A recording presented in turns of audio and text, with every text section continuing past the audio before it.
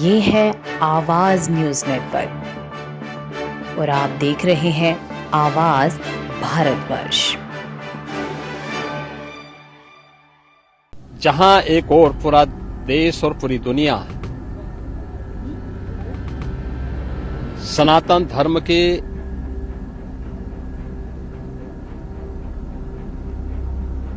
इस सबसे बड़े आयोजन का साक्षी बनकर के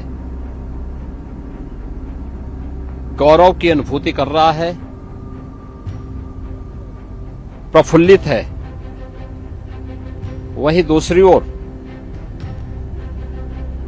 सनातन धर्म के खिलाफ सपारी लेकर के षड्यंत्र करने वाले तत्वों के द्वारा लगातार शरारत पे शरारत करते हुए झूठ के और असत्य के नित नए प्रतिमान भी गढ़े जा रहे हैं।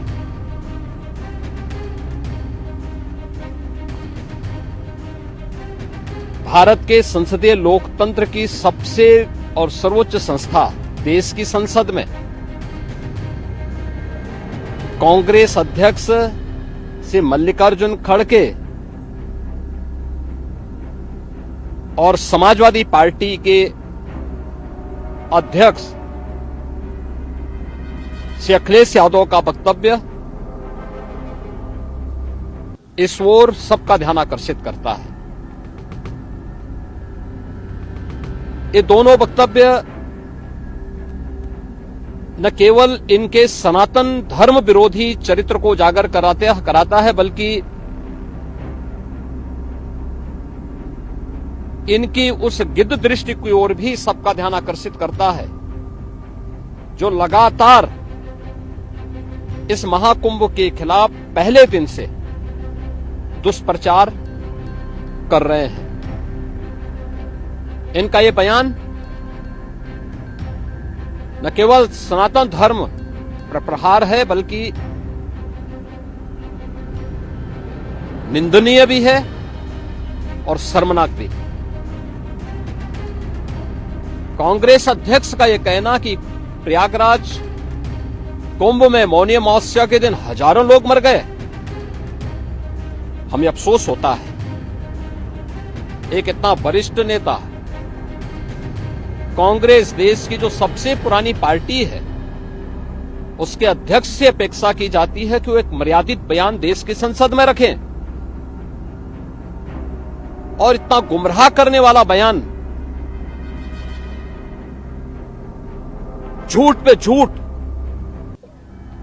ऐसे ही समाजवादी पार्टी के अध्यक्ष का बयान, एक प्रतिस्पर्धा दोनों दलों में है, कौन कितना सनातन विरोधी वक्तव्य दे सके। ये कहना कि कोई आंकड़े नहीं दिए गए, यहां से प्रशासन से जो बयान जो आंकड़े दिए गए, उन आंकड़ों को मैंने भी सबके सामने रखा। घटना दुखद थी, हर व्यक्ति दुखित था,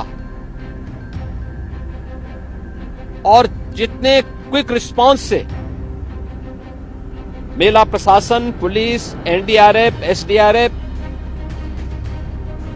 सिविल डिफेंस, इन सब ने मिलकर के घायलों को हॉस्पिटल पहुंचाने का काम किया, अपने आप में एक मिसाल है। करोड़ों लोग प्रयागराज में उस दिन उपस्थित थे। ये दोनों दल चाहते थे और सनातन धर्म विरोधी चाहते थे कि बड़ा हादसा हो जाए। हमारी पहली प्राथमिकता थी कि किसी भी स्थिति में इसको हम जीरो हादसे तक लेके जाएं, लेकिन दुर्भाग्यपूर्ण तरीके से घटना घटित हुई।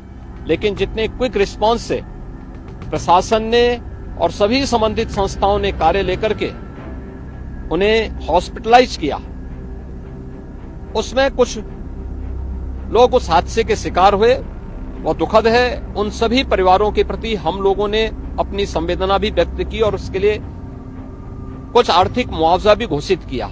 यद्यपि किसी व्यक्ति की कमी मुआवजे से नहीं हो सकती, लेकिन तब भी हम लोगों ने एक प्रयास किया। घायलों का प्रॉपर उपचार कराया। ये सभी घायल आज भी कुछ प्रयागराज मेडिकल कॉलेज में हैं, बाकी अपने परिवार के सदस्यों के साथ चले गए हैं। मैंने भी, मेरे साथ मेरे मंत्रियों ने भी, प्रशासन ने भी, प्रदेश के मुख्य सचिव ने भी, प्रदेश के डीजीपी ने भी उन सभी लोगों से मुलाकात की थी। और मैं तो देखकर बहुत चौंक था कि जो लोग प्रयागराज मेडिकल कॉलेज में भर्ती थे, जब मेरी उनसे बातचीत हो रही थी तो उनमें से सभी लोग ये कहा, उनके द्वारा कहा जा रहा साहब व्यवस्था में खामी नहीं, लेकिन हमारी किस्मत है या फिर ऐसी स्थिति पैदा हुई। और उनके सभी पहलुओं को लेकर के सरकार भी जांच करा रही है और उसके लिए एक न्यायिक कमीशन भी हमने तत्काल गठित किया। लेकिन हमारी पहली प्राथमिकता थी कि जो ये लगभग 8 से 9 करोड़ लोग प्रयागराज में उपस्थित हैं, इन्हें सुरक्षित उनके घरों के लिए वापस भेजना।